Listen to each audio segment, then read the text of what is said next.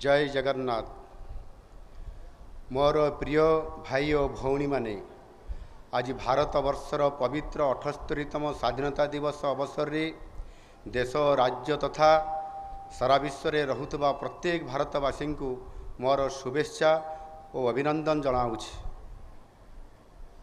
एही अवसर रे जातिर पिता महात्मा गांधी, पंडित जवाहरलाल नेहरू, नेताजी सुभाष चंद्र बोस, सरदार वल्लभ भाई पटेल, वीर सावरकर, शहीद भगत सिंह, चंद्रशेखर आजाद, डॉक्टर बी.आर. आंबेडकर और डॉक्टर राजेंद्र प्रसादों परी महान स्वाधीनता संग्रामी मानंकु मोर गभीर श्रद्धांजलि अर्पण करुछि। स्वाधीनता आंदोलन रे ओडिशार नेतृवृंद त्याग और संग्रामर पराकाष्ठा देखाई ओडिशा को जातीय आंदोलनर मुख्य स्रोतर सामिल करथिले।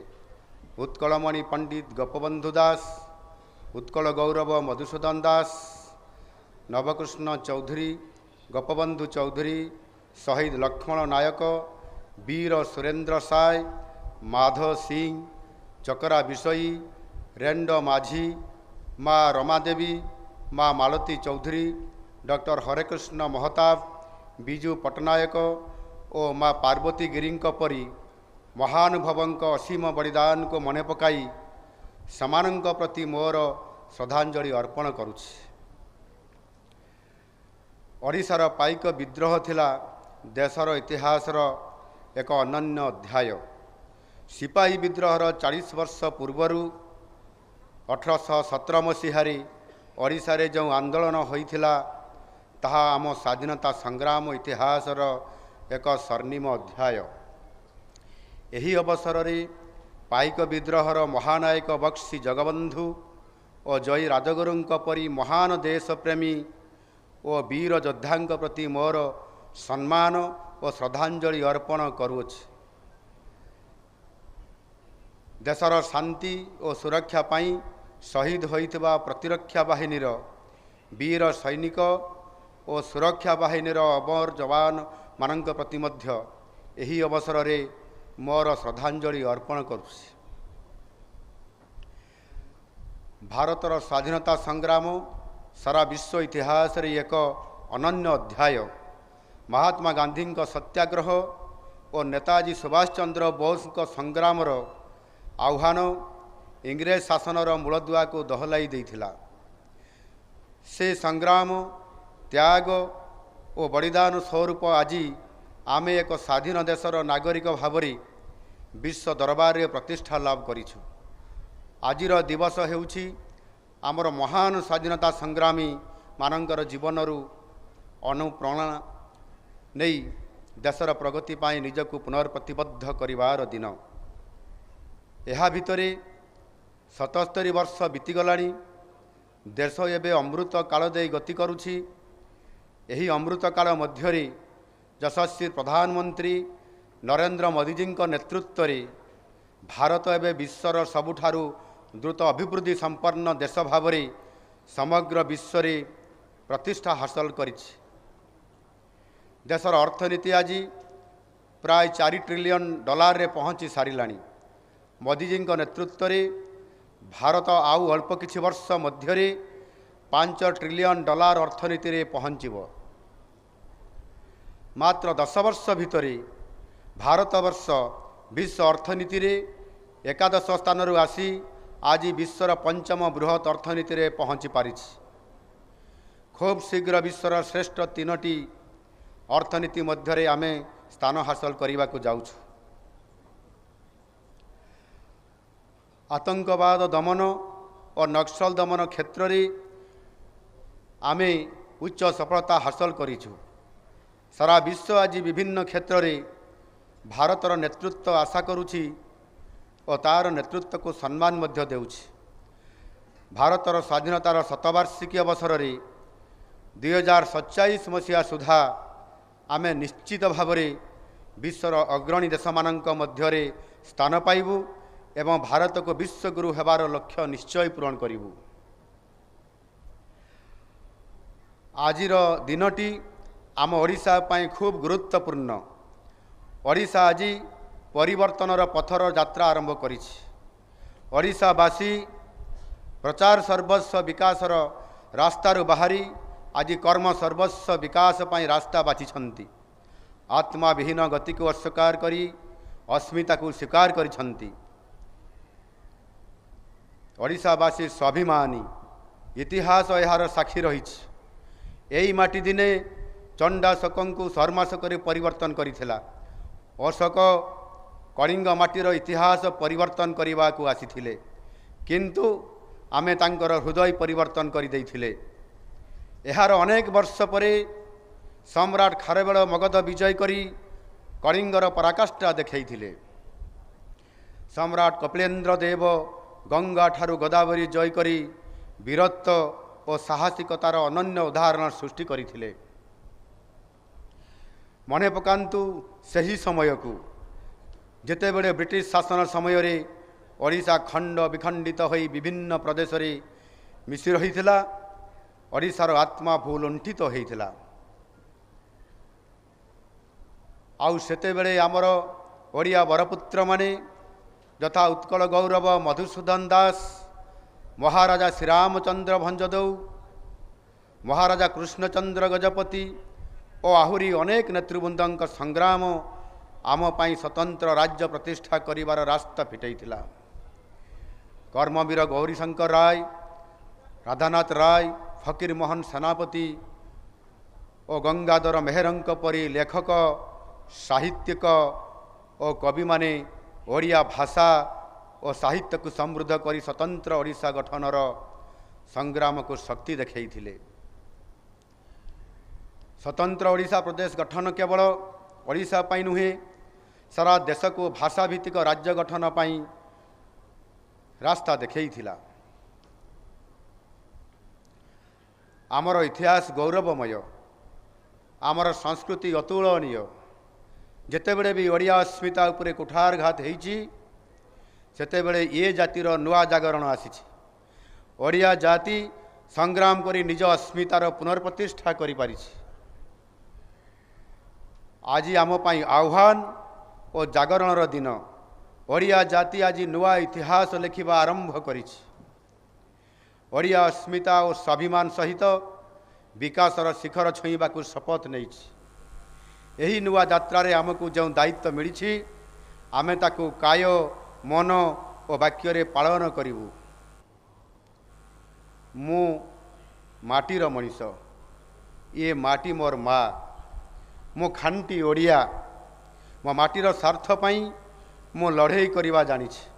मो माटीर पुओ झियंक पाई काम करिवा जानिछि। मु बड़ बड़ स्वप्न देखैबारे विश्वास करे नाही, किंतु जहाँ प्रतिश्रुति देवी ताकू निश्चय पालन करिबी।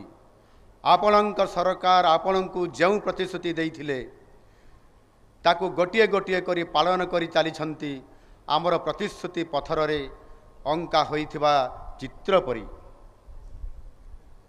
महाप्रभुंक श्रीमंदिर चारिद्वार खोलिबा ठारू आरंभ करी रत्न भंडार खोलिबा, ओडिया अस्मिता पाई पांठी सृष्टि करिबा, ओडिया भाषा रे सरकारी कार्य करिबा पाई प्रशासन को प्रस्तुत करिबा आदि अनेक प्रतिश्रुति आमे प्रथम 60 दिन रे पालन करि सारिछु। आमर कृषक भाई भौणी मानकर आर्थिक उन्नति और महिला मानकर सामग्रिक विकास आमर मुख्य संकल्प। शासनर 100 दिन मध्यरे से 2टी प्रतिश्रुति पूरण करिबा पाई आम सरकार निष्पत्ति नैछंती। बजेट रे एथिपाई विधिबद्ध भावे अर्थ बराद करा जाइछि। धान क्विंटाल पिछा 3100 टंका सारा देश रे सर्वाधिक। सुभद्रा योजना रे महिला मानंकु 50,000 टंका लेखाएं देवा पाई अर्थ बराद करा जाइछि। माननीय प्रधानमंत्री नरेंद्र मोदी जी जन्म दिवस अवसर रे सेप्टेम्बर 17 तारिख रे तांक गरिमामय उपस्थिति रे एही योजनार शुभारंभ करा जिवा पाई कार्यक्रम रखा जाइछि। आमर एही 2टी गुरुत्वपूर्ण पदक्षेप ओडिशार ग्रामांचल अर्थनीति को चलचंचल करिबो एवं आमको विकास पथरे आगई नेब। ग्रामांचल अर्थनीति समृद्ध हेले सारा ओडिशा समृद्ध हब। केवल कृषक महिला मानकर पाई नुहे समाजर सबु वर्गर सामग्रिक उन्नति आमर लक्ष्य। सेथिपाई आदिवासी बहुल जिल्ला मानकर सामूहिक विकास पाई पेशा आईन लागू करिवा पाई आमे पदक्षेप नौछु। तृणमूल स्तर विकासर इंजिन को आगे नेबा पाई ग्राम सभा माध्यम विभिन्न योजना पाई प्रस्ताव ग्रहण करा जिवो, जहाँ पंचायत राज व्यवस्था को सशक्त करिवो एवं आगामी दिन में विकसित ओडिशा गठन दिगरे प्रमुख भूमिका ग्रहण करिवो। प्रधानमंत्री नरेंद्र मोदी जी देश पाई सबका साथ, सबका विकास, सबका विश्वास, सबका प्रयासर गुरुमंत्र देइछंती। सही मंत्र रे दीक्षित होई समस्त को सामिल करी ओडिशावासी सेवा करने को आमे प्रतिश्रुतिबद्ध। शिक्षा, स्वास्थ्य, शिल्पायन, निजुक्ति, दक्षता विकास एवं गरीब लोकंकर कल्याण ये सब लक्ष्य पूरण पाई आमे कार्यक्रम आरंभ करिछु। खाली पड़िथिबा 1.5 लाख सरकारी पदवी पूरण करने पाई राज्य सरकार पदक्षेप ग्रहण करिसंती। ताहा सहित आगामी 5 वर्ष रे ओडिशार युवक युवती मानकर निजुक्ति क्षेत्र रे व्यापक सुजोग सृष्टि करा जिवो। राज्य रे स्वास्थ्य सेवा समस्त पाखरे सहज भाव में पहुँचाइबा पाई आयुष्मान भारत योजना सहित राज्य सरकार गोपबंधु जन आरोग्य योजना लागू करिसंती, जोंथिरे कौनसी योग्य व्यक्ति उत्तम स्वास्थ्य सेवारू वंचित हेबे नहीं। आमर विकासर रास्तार आमे 3टी बड़ माइल खुंट धार्य करिछु। 2029, 2036 और 2047 माननीय प्रधानमंत्री 2047 सुधा भारत को विकसित भारत करिया पाई लक्ष्य रखिछंती। एही क्रम रे विकसित भारतर विस्तृत स्वरूप मध्यरे आमको ओडिशार विकास को आगे नहीं 2036 मध्यरे ओडिशार अर्थनीति को समृद्ध करने को पड़िबो। आमर चिंता और चेतना रे केवल गोटे लक्ष्य रही, ताहा हेउछि विकसित ओडिशार लक्ष्य पूरण करी 4.5 कोटी ओडिशावासी पाई अमाप सुजोग सृष्टि करिबा। एथिपाई आमे अनेक योजना और कार्यक्रम आरंभ करिछु। प्रधानमंत्री नरेंद्र मोदी जी पूर्वोदय उपरे अनेक गुरुत्व आरोप करी आसुछंती। देशर विकासर रेलगाड़ी रे ओडिशा प्रथम बगी भाव में प्रमुख भूमिका ग्रहण करिवो। तेणु विकासर डबल इंजिन मॉडल जे ओडिशार अग्रगति को त्वरान्वित करिवो एथिरे संदेह नहीं। ओडिशा को पूर्व और दक्षिण पूर्व एशियार द्वार देश रूपे विकसित करवा आमर लक्ष्य। सेथिपाई 480 किलोमीटर सुदीर्घ बेलाभूमिर सुविनियोग करी बंदर और बंदर भित्तिक शिल्पर विकास पाई आमे कार्यक्रम प्रस्तुत करुछु। एथिपाई सड़क पथ, रेलपथ, शिल्पांचल, विद्युत ग्रिड आदि भित्तिभूमिर व्यापक विकास करा जिवो। निकटरे रेल मंत्रालय ओडिशा पाई 6टी गुरुत्वपूर्ण रेलपथ प्रकल्प मंजूर करिसंती। एथिपाई प्रधानमंत्री और रेल मंत्री को मु अशेष धन्यवाद जनाऊछि।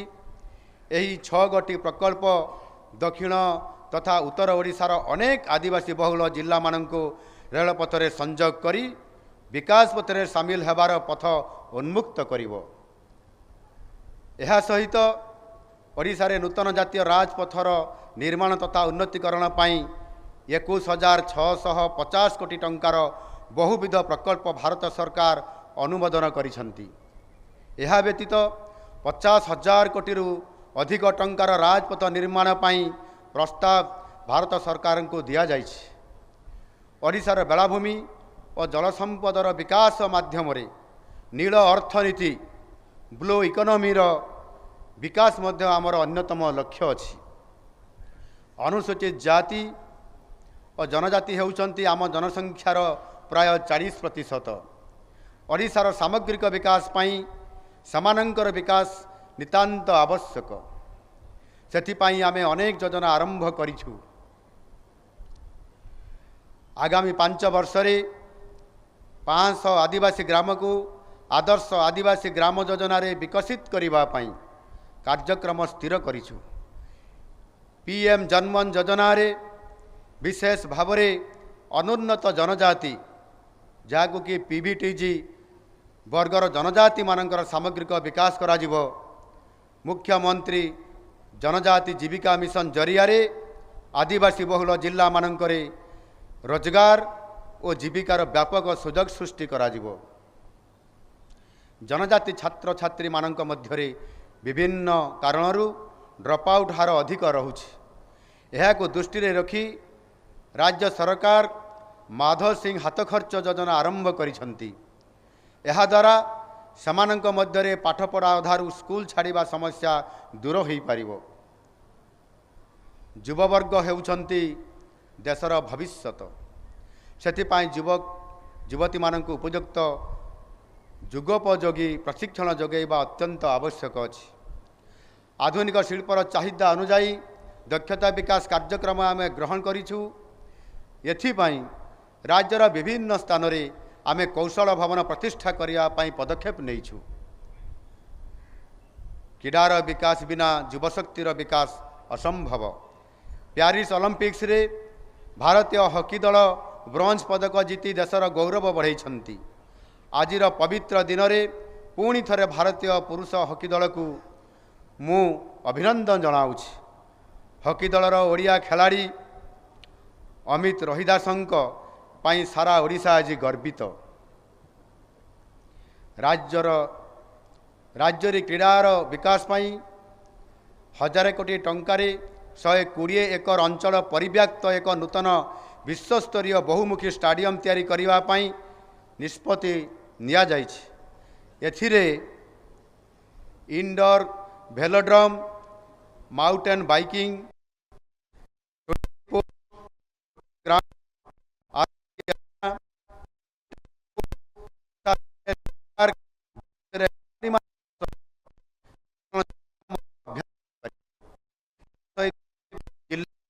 क्रीडार विकास पाई जातीय स्तरीय स्टाडियम निर्माण करने को जाऊँ। भारतीय हॉकी दल को ओडिशार स्पॉन्सरशिप समय सीमा को 2036 पर्यंत वृद्धि करने निष्पत्ति निया जाइछि। एहा सहित राज्यर मेधावी क्रीडाविद मान प्रोत्साहित करने आमे खेलरत्न खोजा अभियान आरंभ करने निष्पत्ति नैछु। देशर सुरक्षा क्षेत्र में अग्निवीर योजना एक जुगान्तकारी पदक्षेप। देशर युव समाज को दक्ष, साहसी और यज्ञ करिबारे एही योजनार गुरुत्वपूर्ण भूमिका रही। सेथिपाई ओडिशार जो अग्निवीर माने निज कार्यकाल अवधि पर सेना बाहिनी रे भर्ती होई नथिबे सेमानंक पाई राज्यर सबु यूनिफॉर्म सेवारे 10% पर्यंत संरक्षण देवाकू राज्य सरकार निष्पत्ति नहीं सारी।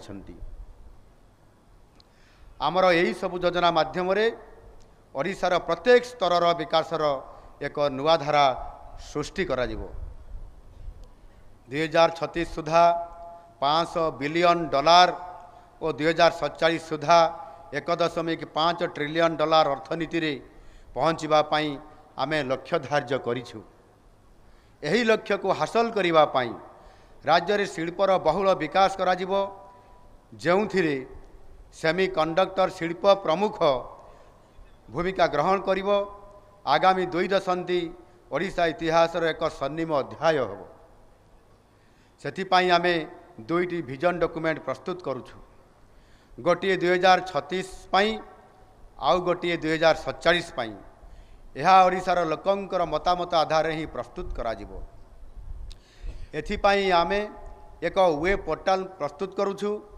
ओडिशार जनसाधारण, बुद्धिजीवी और विशेषज्ञ मानक मतामत प्रदान करिवा पाई मु आह्वान करुछि। विकसित ओडिशार रूपरेख आपण माने ही प्रस्तुत करिवे। आउ आपण माने ही निजर दृढ़ मनोबल और कठोर परिश्रम द्वारा यही लक्ष्य हासिल करि परिवे। सेही स्वर्णिम अध्यायर उपक्रम यही 5 वर्ष मध्य लिखिबाकू हबो। आम पाखरे समय बहुत कम। राज्यवासी आमको जो सुजोग देइछंती तार प्रति मिनिट प्रति सेकेंड सदुपयोग करिबा पाई आमे संकल्पबद्ध। आम सरकार गणतंत्र एवं गणतांत्रिक पद्धति उपरे अगाध विश्वास करे। गणतंत्र रे साधारण लोक हेउछंती ସବୁଠାରୁ ଗୁରୁତ୍ୱପୂର୍ଣ୍ଣ। ସରକାରଙ୍କର ସମସ୍ତ ଯୋଜନା ସମସ୍ତ ଆଭିମୁଖ୍ୟ ସାଧାରଣ ଲୋକଙ୍କ ସ୍ୱାର୍ଥର ସୁରକ୍ଷା ଦିଗରେ ସଞ୍ଚାଳିତ ହେବା ଆବଶ୍ୟକ। ସେଥିପାଇଁ ଆମେ ସରକାର ପ୍ରତି ସପ୍ତାହରେ ଲୋକଙ୍କ ଅଭିଯୋଗ ଶୁଣି ସେମାନଙ୍କ ସମସ୍ୟାର ସମାଧାନ କରୁଛନ୍ତି। ଆପଣମାନେ ଜାଣନ୍ତି 1975ର ଏମର୍ଜେନ୍ସି ସ୍ୱାଧୀନୋତ୍ତର ଭାରତ ଇତିହାସର ଏକ କଳଙ୍କିତ ଅଧ୍ୟାୟ। ମିଶା ଆଇନ ବଳରେ ଯେଉଁ ଦେଶପ୍ରେମୀମାନଙ୍କୁ ଜେଲ୍ ଦଣ୍ଡ ଭୋଗିବାକୁ ପଡ଼ିଥିଲା ସେମାନଙ୍କୁ ଆମର ସମ୍ମାନ ଜଣାଇବା ପାଇଁ ଆମ ସରକାର ପେନ୍ସନ୍, ମାଗଣା ସ୍ୱାସ୍ଥ୍ୟସେବା ଏବଂ ଫ୍ରି ବସ୍ ପାସ୍ ସୁବିଧା କରିବେ। ସ୍ୱାଧୀନତାର ପରିଭାଷା ବ୍ୟାପକ। ରାଜନୈତିକ ସ୍ୱାଧୀନତା ସହିତ ଆର୍ଥିକ ସ୍ୱାଧୀନତା ଖୁବ୍ ଗୁରୁତ୍ୱପୂର୍ଣ୍ଣ। ଏହା ବ୍ୟତୀତ ଆମର ବୌଦ୍ଧିକ ସ୍ୱାଧୀନତା ଓ ଆଧ୍ୟାତ୍ମିକ ସ୍ୱାଧୀନତାର ମଧ୍ୟ ଗୁରୁତ୍ୱ ରହିଛି। ବୌଦ୍ଧିକ ଓ ଆଧ୍ୟାତ୍ମିକ ସ୍ତରରେ ଭାରତର ସ୍ୱତନ୍ତ୍ର ପରିଚୟ ରହିଛି। ଏହି ପରିଚୟକୁ ଆହୁରି ଉଜ୍ଜଳ କରିବାର ସମୟ ଆସିଛି। ବିଶ୍ୱଗୁରୁ ଭାରତ ଆଧ୍ୟାତ୍ମିକ କ୍ଷେତ୍ରରେ ସାରା ବିଶ୍ୱକୁ ସଚେତନ କରି ଶାନ୍ତି, ମୈତ୍ରୀ ଓ ସଦ୍ଭାବନା ପ୍ରତିଷ୍ଠା କରିବାରେ ଗୁରୁତ୍ୱପୂର୍ଣ୍ଣ ଭୂମିକା ଗ୍ରହଣ କରି ଚାଲିଛି। ଏଥିପାଇଁ ଜାତି, ଧର୍ମ ଓ ବର୍ଣ୍ଣ ନିର୍ବିଶେଷରେ ସମସ୍ତ ଭାରତବାସୀଙ୍କୁ ଦେଶର ସର୍ବାଙ୍ଗୀନ ବିକାଶ ପାଇଁ ଏକ ମନ ଓ ଏକ ପ୍ରାଣ ହୋଇ କାମ କରିବାକୁ ପଡ଼ିବ। ବିଶ୍ୱସ୍ତରରେ ନିଜର ପରାକାଷ୍ଠା ଦେଖାଇବାକୁ ପଡ଼ିବ। ଆମର ଚିନ୍ତାଧାରାକୁ ବିଶ୍ୱସ୍ତରୀୟ କରିବାକୁ ହେବ। ଆସନ୍ତୁ ଆଜି ଆମର ସବୁ ସ୍ୱପ୍ନ, ସବୁ ଲକ୍ଷ୍ୟକୁ ହାସଲ କରିବା ପାଇଁ ଆମେ ସମସ୍ତେ ମିଳିମିଶି ଭାରତ ମାତାର ସେବା କରିବା ଏବଂ ସେବା କରିବା ସହିତ ଓଡ଼ିଶାର ସାମଗ୍ରିକ ବିକାଶ ପାଇଁ ପ୍ରତିବଦ୍ଧ ହୋଇ କାମ କରି ଚାଲିବା। ଧନ୍ୟବାଦ। ଜୟ ହିନ୍ଦ। ବନ୍ଦେ ମାତରମ୍। ବନ୍ଦେ ଉତ୍କଳ ଜନନୀ।